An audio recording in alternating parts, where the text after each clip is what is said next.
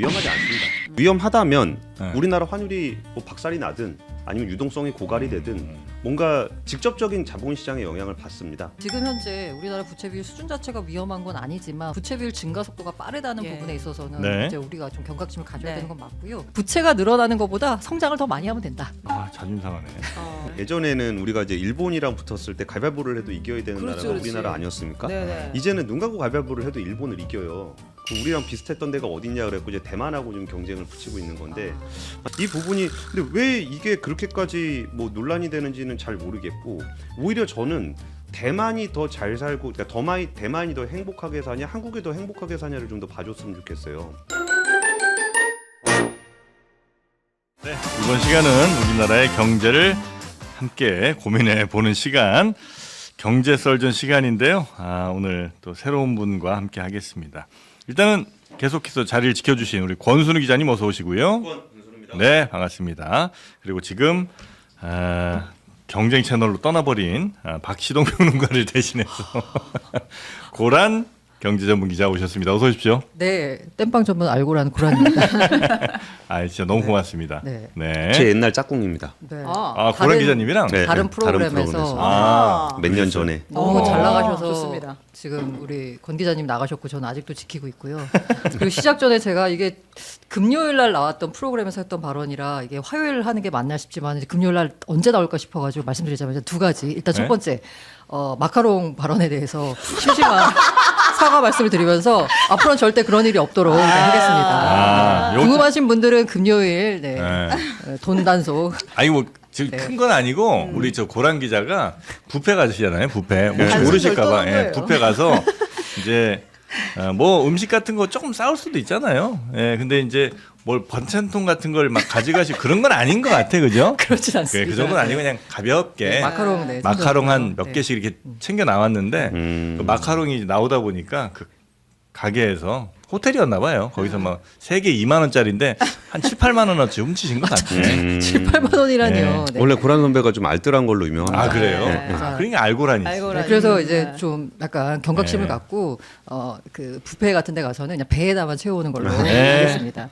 두 네. 번째는요. 우리 다이소 얘기하면서 다이소 또 왜요? 다이소가 이제 한국 기업이다라고 했더니 그 밑에 댓글을 제가 보거든요. 그랬더니 야 그게 저 원래 일본 기업에서 출발한 건데 네. 무슨 소리냐라고 막 그 하셔서 저희도 알고 있습니다. 네. 그분이 이제 일본 다이소에 원래 물건을 납품하던 분이셨어요. 네. 근데 이게 좀 될 것 같다 싶어가지고 일본 다이소에 자본을 받아가지고 한국 회사를 세운 거죠. 그래서 일본 쪽 지분이 상당히 있었는데 23년인가에 그 지분을 다 정리를 했어요.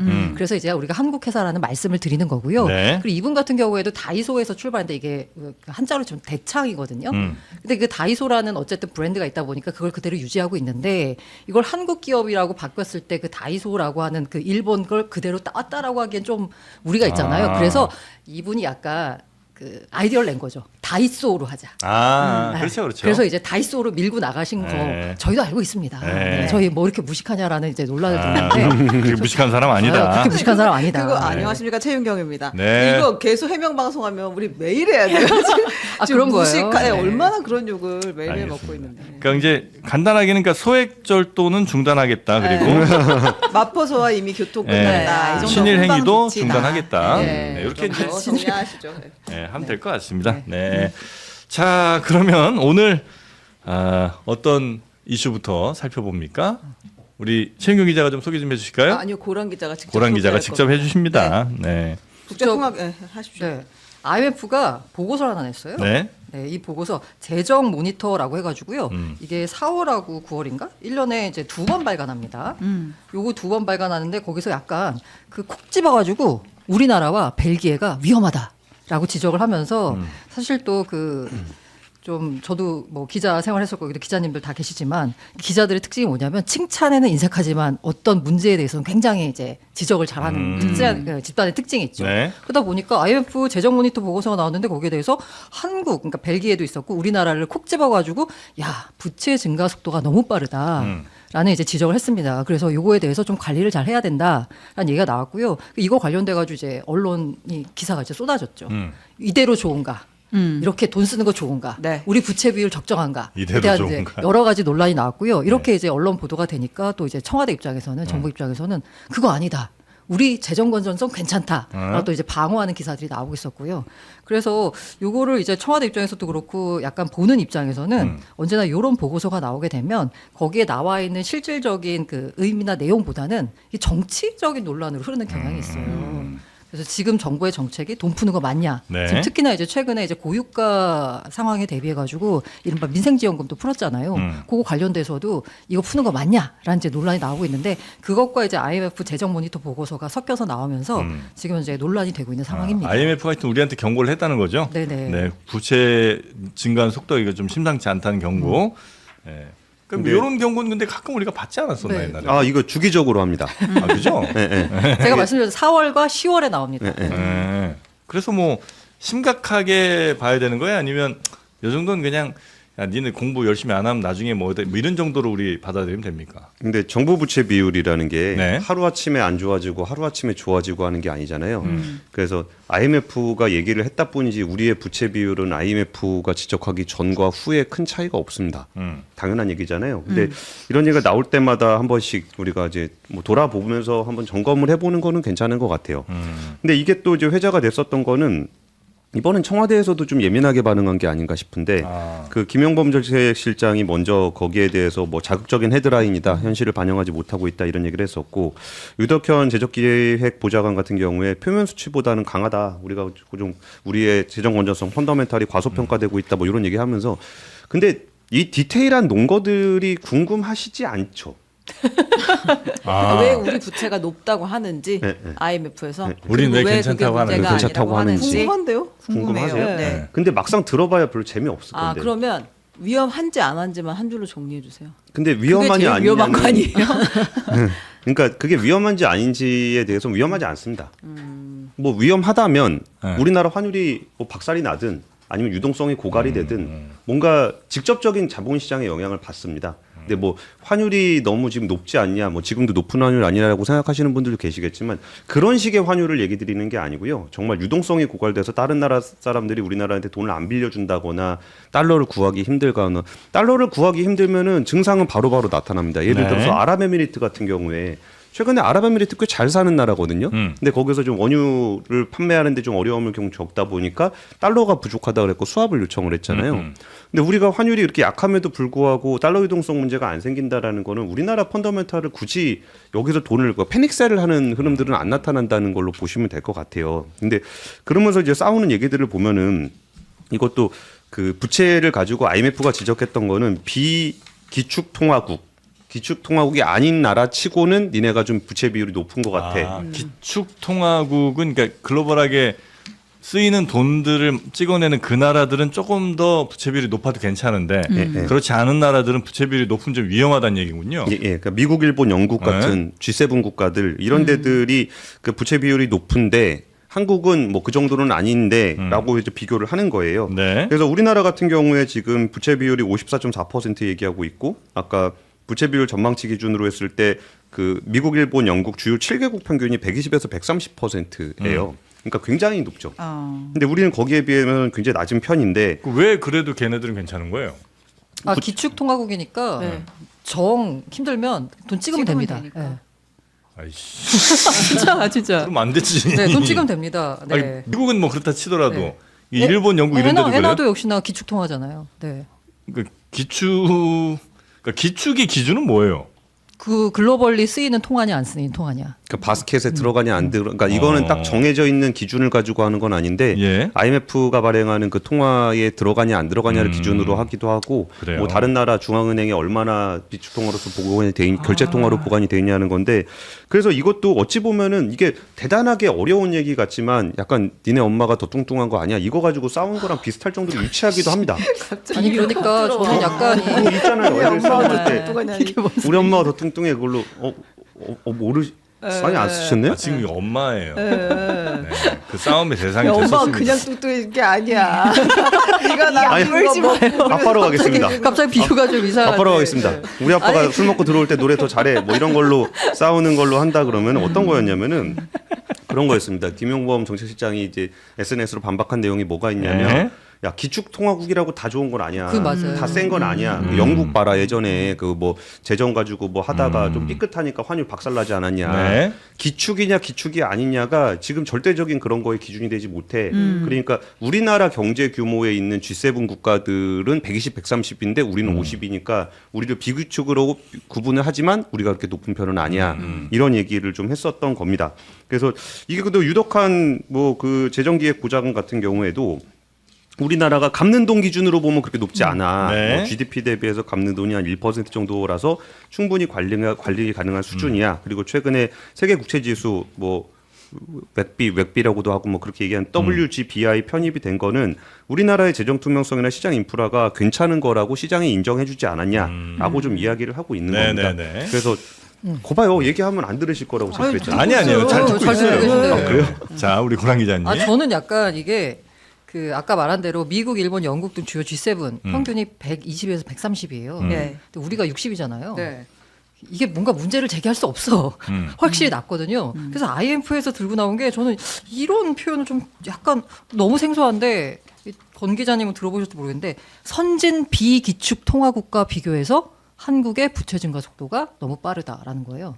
선진 비기축 통화국. 비기축 어디예요, 통화국인데 거기? 잘 사는데 기축 통화는 아니네. 네. 그 체코, 여기 이제 덴마크 뭐 이런 게. 여기 나라가 뭐가 있냐? 우리나라 그리고 체코, 덴마크, 홍콩, 아이슬란드, 이스라엘, 뉴질랜드, 노르웨이, 싱가포르, 스웨덴, 안도라. 안도라는 어디 있는 나라인지 모르겠는데 아무튼 들어갔어요. 네. 여기가 27년 평균치가 55%래요. 근데 내년에 우리나라가 56.6%로 올 거니까 약간 더 높은 거예요. 근데 큰 차이가 이제 없네. 문제는 이제 증가 속도인 거고요. 네. 저는 약간 여기서 뇌피셜 들어갑니다. 뭐죠? IMF가 재정 모니터 보고서를 4월과 10월 연간 2차례씩 낸다 그러고 예. IMF 입장에서도 보고서를 내면 뭔가 화제성이 좀 있어야 되잖아요. 그러면 어떤 이제 어딘가를 이제 걸고 넘어서 문제를 삼아야 되는데 그 가운데 요즘 이제 제일 뜨는 게 우리나라 K 어쩌고 그러다 보니까 한국에 대한 뭔가 메시지를 보내면 이 보고서가 주목받지 않겠느냐라는 게 있지 않아서 한 거 아니냐. 우리가 제목 흥행을 위해서 희생당한 거. 희생당한 거 아니냐라는 이제 내피셜이고요. 이건 이제 약간 농담 섞여서 한번 해본 거고. 네. 근데 이 비기축 통화국이라고 IMF가 비교군으로 대시한 나라들 보면 사실 이 나라들 보면 우리나라가 뭐 수출 규모나 아니면은 뭐 인구 사이즈나 아니면 그 뭔가 제조업 역량이나 이런 걸 보면 비교가 사실 안 되지. 비교가 안 되는 나라들이 좀 많아요. 그렇지. 네, 그렇기 때문에 이걸 과연 IMF가 제시한 대로 적절한 비교가 한국의 아니네. 비교 대상국을 11개 비기축 통화국과 비교하는 게 맞느냐? 예. 이게 저는 약간 의문입니다. 저는 아까 청와대 대응이 좀 과도하게 예민했다라고 말씀드렸던 이유는 이게 뭐 그러니까 이거를 공식적으로 하는 건 아닌데 저도 이게 취재하면서 이쪽 분들 만나잖아요. 네. 만나서 얘기를 들어보면은 이런 보고서 내기 전에 보통 밑작업을 합니다. 이런 일들이 있고 이런 거 이렇게 해석을 해야 되고 우리가 이렇게 보완을 하고 그런 거 밑작업을 보통 하기 마련인데 예. 그리고 나서 결과가 나오면은 그 결과에 대해서 굳이 가타부타 얘기 잘 안 해요. 그러니까 예를 들어서 뭐 기업이 신용평가를 했는데 신용평가 등급이 떨어졌다. 그러면은 진짜 문제가 있어서 심각하게 문제가 되는 데들 아니면 반박 잘 안 합니다. 그 전에 이제 뭐 설명할 수 있는 기회도 주고 물론 IMF 보고서는 설명할 수 있는 기회가 공식적으로는 없습니다만 네. 물밑으로 다 그런 작업들은 하거든요. 근데 거기서 이제 끝나고 나서 가타부터 얘기하는 경우는 어찌 보면은 진짜 안 좋은 데가 보통 그런 얘기해요. 얘기하다가 잘 안 풀려가지고 끝나고 나서 이제 구질구질하게 얘기를 하게 되는 건데 이거는 왠지 IMF에 대응하기 위한 것보다는 국내 여론에 대응하기 위해서 메시지를 좀 냈었던 것 같아요. 그러니까 그래갖고 이런 뉴스 나오니까 또 국민들 좀 불안해하거나 혹은 뭐 야당에서 뭐라고 비판하니까 네. 그거 아니다라고 국내용으로 얘기하는 거다. 그러니까 IMF에 대응하기보다는 국내용의 대응이었던 것 뭐 그럴 같고요. 수 있겠죠. 그리고 여기서 IMF가 주고 있는 메시지나 아니면 청와대에 있는 비서들이 내고 있는 그런 메시지는 근데 저는 그 자체는 되게 의미가 있다고 봅니다. 그러니까 부채 비율을 지금 단계에서 위험하게 보기보다는 네. 앞으로의 부채 증가 속도에 대한 부분들이 예. 좀 걱정을 할 필요가 있는 거고 그리고 거기에 더해서 그럼 성장을 어떻게 끌고 갈 것이냐 그러니까 돈을 쓴다라는 거는 이게 생산적인 쪽에다 돈을 쓸 때 여기에 안정성이 생기는 거거든요. 그렇죠. 의미가 의미가 있는 거죠. 근데 여기에 부채도 이게 부채 기준을 가지고 D1이냐 D2냐 그 정부 부채만 하냐 지방채 포함하냐 국민연금 포함하냐 가지고 굉장히 복잡한 산식들이 있어요. 근데 우리한테 국제 기구들이 우리나라를 평가할 때 들어오는 부분들이 국가적으로 재정 부채로 잡혀 있지는 않지만 국민연금 문제라든지 그리고 또 여기서 우리는 잘 인식하지 못하겠지만 통일 비용 같은 것도 우리나라의 잠재 부채로 잡혀 있습니다. 국민연금은 지금 이제 많이 돈 쌓아놓고 있지만 나중에 결국 국민들한테 돌려줘야 되는 돈이니까 예, 예, 그건 이제 예. 부채처럼 인식할 수도 있고. 예, 예. 네. 그거를 이제 세금으로 주는 나라도 있고 연금으로 주는 나라도 있고 한다 보면은 이거는 뭐 이렇게 볼 수도 있는 거 아니냐 그래서 통계적으로 그렇게 보고 있지는 않은데 잠재적인 이런 좀 그 디스카운트 요인으로 보고 있는 게 있어요. 네. 그래가지고 진짜 이렇게 지금 단계에서 부채가 많다 적다의 문제가 아니고 진짜 돈을 한번 쓸 때 아니면 우리나라 예산 편성을 할 때 정말 우리가 이걸 생산적인 곳에다 쓰고 있냐 아니면 구조적인 부분들에 대해서 뭐 저출산 문제라든지 뭐 네. 인구 구조 문제, 양극화 문제 이런 거를 해소하기 위해서 우리가 노력을 지금 하고 있느냐에 대한 부분들에 대한 IMF의 지적은 우리가 충분히 수용할 만하고요. 근데 청와대 비서들이 했던 그 얘기들도 정책실장도 그렇고 정책 그 기획비서관도 그렇고 이 부분에 대한 얘기를 합니다. 우리가 부채가 많다 많지 않다에 대한 기준보다 네. 앞으로 이 돈을 어떻게 써 나갈 것인지가 중요하다는 그 뒷부분은 오히려 좀 중요한 포인트인 것 같아요. 그러니까 이런 기회가 있을 때 평소에야 우리가 뭐 부채 비율 신경 잘 안 쓰고 살지만 그리고 구조개혁 신경 잘 안 쓰고 살지만 네. 이런 기회에 보면서 한번 리뷰를 해보면서 아 우리가 이런 문제에 대해서 다시 한번 생각해보는 그런 정도의 의미가 있지 않을까 네. 싶어요. 그 알겠습니다. 다시 한번 생각해 본다라는 측면에 있어서 어쨌든 그 지금 현재 우리나라 부채 비율 수준 자체가 위험한 건 아니지만 어쨌든 IMF가 경고한 대로 부채 비율 증가 속도가 빠르다는 예. 부분에 있어서는 네. 이제 우리가 좀 경각심을 가져야 네. 되는 건 맞고요. 20년 이전에 우리나라 부채 비율이 40%를 밑돌았어요. 그런데 이제 코로나19 팬데믹 거치면서 급격하게 올랐거든요. 그래서 31년까지 올해부터 5년간 향후 5년간 부채 비율 연평균 3%씩 늘어날 걸로 전망하고 있습니다. 홍콩이 정말 많이 늘어나요. 7%씩 늘어난대요. 네. 요거 다음 이제 우리가 아까 말한 그 11개 가운데 이제 두 번째로 증가율이 높다라는 부분에 대해서는 인식을 해야 되는 거고 부채 비율이 증가하는 만큼 아까 구조적인 성장을 위해서 그 돈이 적절한 곳에 적절하게 쓰이면 좋은데 그렇지 못하다는 부분에 있어서는 조금 경계를 해야 될 것 그건 같고요. 이제 정부 부채인 거죠? 네, 정부 부채. 아, 네, 네. 가계나 뭐 기업 부채는 아니요, 아니고. 아니요, 네네, 정부 부채. 그리고 사실 또 IMF가 또 정확히 맞지도 않아요. 지난해 10월에 네. 2030년 기준으로 우리나라 부채 비율 64.3으로 전망했거든요. 네. 근데 이번엔 61.7%로 되래 2.6% 포인트 낮춰 전망했어요. 그게 뭐냐면 자기들도 잘못했다는 거지. 그러다 보니까 IMF 전망치가 다 맞는 건 아닌데 어쨌든 그런 그 약간 경각심을 주는 네, 그 네, 부분에 네. 대해서는 우리가 충분히 인지하고 있어야 된다는 거고 저는 또 적극적으로 이제 부채가 늘어나는 것보다 성장을 더 많이 하면 된다. 네, 네, 네. 라는 관점입니다. 그리고 이것도 좀 말씀드리고 싶은데요. 우리가 왜 2020년 이후에 부채 증가 속도가 빨랐는지에 대해서 한번 돌아보면 코로나19 때잖아요. 네. 이게 미국, 일본, 영국 같은 주요국이 지금 120, 130으로 올라간 것도 그 시점에 엄청나게 많은 재정을 풀었습니다. 우리나라도 많이 풀었는데 네, 네, 네. 그냥 생각을 해보는 거예요. 만약에 그때 정부 부채가 이 정도로 안 늘어났다 그러면 안 그래도 많이 늘어나 있는 우리 가계 부채가 어마어마하게 늘어났을 겁니다. 그러니까 이거를 단순히 부채가 지금 늘었다, 줄었다 이거를 단정적으로 얘기를 하고 그것만 가지고 보다 보면은 예를 들어서 정부 부채는 별로 안 늘었는데 가계 부채가 막 엄청나게 늘어나가지고 우리나라가 위기 상황이 됐다. 그럼 국제기구들이 우리를 좋게 평가해 줄까요? 그런 부분들도 딱 감안을 해서 하는 겁니다. 네. 그래서 그럼 여기 선진국들은 왜 이렇게 많이 늘었냐? 그 당시에 그 돈을 많이 써서 그런 거예요. 그래서 오히려 인구가 좀 많고 GDP 규모가 좀 있는 나라들이 부채가 더 많이 늘어난 경향이 좀 있어서 네. 그런 점을 이렇게 단정적으로 뭐 정부 부채가 많으니까 문제야, 가계 부채가 많으니까 문제야. 이렇게 뭐 꼭 찍어서 얘기하는 게 뭐 재미는 있는데 큰 틀에서 보면은 이 전반적으로 종합적으로 우리가 보고 있는 그 모습 자체가 사실은 맞습니다. 네, 예. 알겠습니다. 자, 근데 우리나라랑 대만의 미래 전망도 IMF가 좀 내놓은 모양이던데 대만이 우리보다 1인당 이 소득이 훨씬 더 늘어난다고요? 맞아요? 격차가 늘어나고 소득도 늘어납니다. 네. 대만이 우리보다 훨씬 더 잘 살 거라는 거예요? 그렇죠. 왜? 그러니까 GDP를 1인당으로 나눈 거니까요. 아니, 이거 왜? 왜냐면 대만 경제가 잘 나가니까요. 1인당 GDP는 대만이 더 높. 아니, 그러니까 그 대만 왜 뭐 있는데? 않아요? 반도체 몰빵이잖아요. 반도체, 잘 나가잖아요. 그 반도체 뭐 우리도 언제까지 좋아? 잘하는데. 아니 정프로님 단순하게 생각해 보시면은 지금 코스피에서 아이. 다양한 포트폴리오를 가지고 있는 포트폴리오가 수익률이 좋습니까? 아니면 반도체 몰빵이 좋습니까? 반도체죠. 지금 그쵸. 신영 기자 좋아요. 그러면은 네. 거기서 예를 들어서 우리가 5년 10년 본다. 네. 그러면 반도체 몰빵이 좋을까요? 포트폴리오가 좋을까요?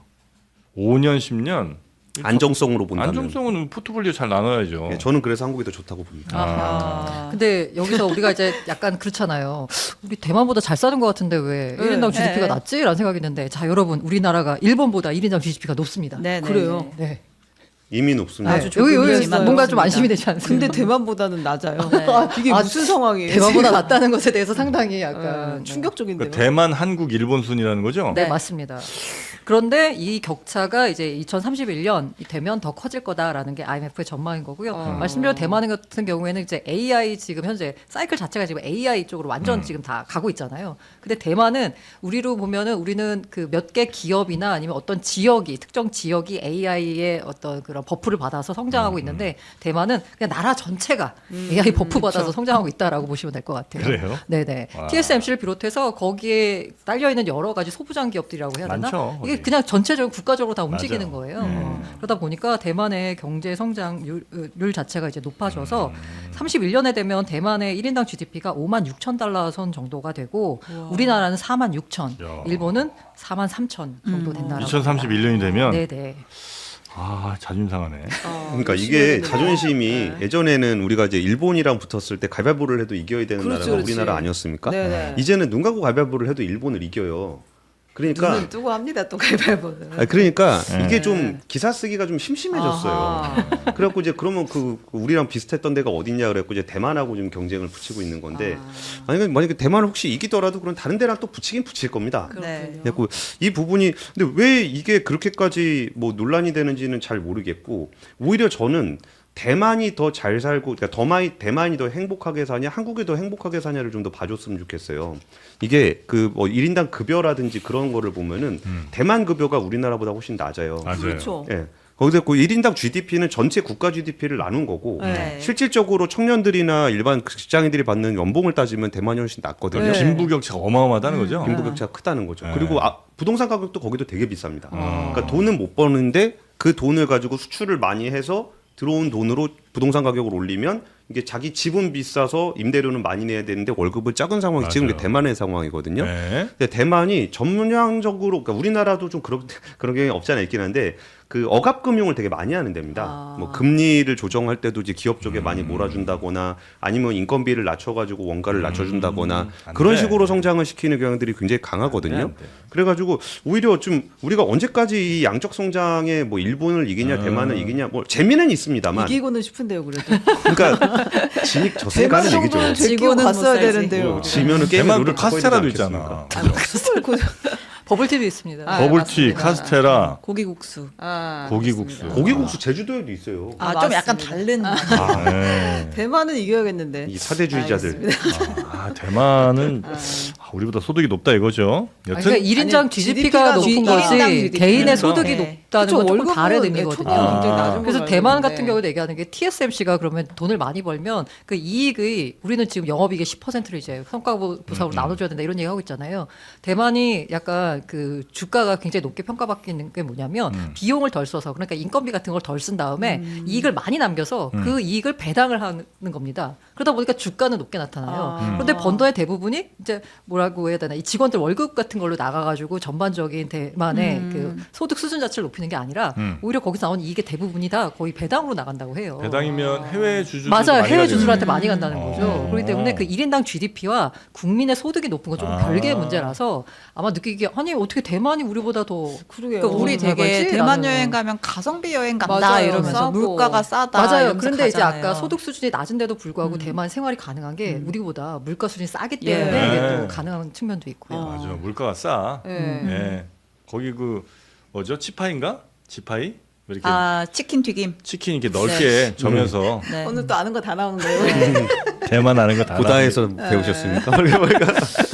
근데 네. 대만의 그 저는 협력업체 생태계 구조는 좀 배울 만한 것 같아요. 협력업체? 이게, 예, 그러니까 우리나라 같은 경우는 삼성전자와 하이닉스가 보통 전공정, 후공정을 자기가 스스로 다 하고 조금 약간 부가가치가 떨어지는 쪽을 네. 협력업체 쪽으로 많이 넘겨놓거든요. 근데 대만의 TSMC 같은 경우는 이제 제조를 뭐 TSMC나 UMC 같은 데가 한다 그러면은 뭐 거기에서 이제 그 앞에 팹리스 같은 경우가 이제 위탁 생산을 맡기는 근데 미디어텍이나 리얼텍 같은 회사들을 일반인들이 그렇게 잘 알려져 있는 회사는 아닌데 미디어텍은 사실 전 세계 모바일 AP 시장에 거의 1등하는 그런 업체일 거고요. 리얼텍은 노트북 보시다 보면은 맞아. 맞아, 그 리얼텍 있어요. 스피커 꽂는데 네. 리얼텍이라고 써 있는 거 스티커 있잖아요. 붙여 있어요. 네. 그런 데들이 이제 그 대만의 리얼텍 같은 회사들이거든요. 네네. 그리고 이제 후공정 같은 경우에 뭐 ASE 같은 회사들 굉장히 굵직굵직한 회사들이 있습니다. IT 쪽에 많죠. 예, 그러니까 그게 우리나라는 대기업들이 제일 부가가치 높고 좋은 건 자기들이에요. 그 좀 떨어지는 거는 밑으로 넘겼다가 그다음에 아니면 그 잘라버리고 막 그러거든요. 근데 대만이 이렇게 좀 탄탄하게 생태계를 갖추고 있다 보니까 전반적으로 반도체 경기가 좋을 때 국가 전체의 GDP가 좀 상승하는 경향들이 좀 보이는 것 같아요. 그래가지고 이런 것들은 좀 배울만하지 않나라는 생각이 젠순왕 리사수 다 대만 출신이죠. 맞습니다. 네. 아, 오늘로 이제 아는 건 다 나왔네요. 네. 둘이 친척입니다. 네, 맞습니다. 5촌인가 뭐 그쯤 될 겁니다. 자, 그러면 대만은 저희가 32년부터 제끼는 걸로 하고요. 네, 그렇게 하시죠.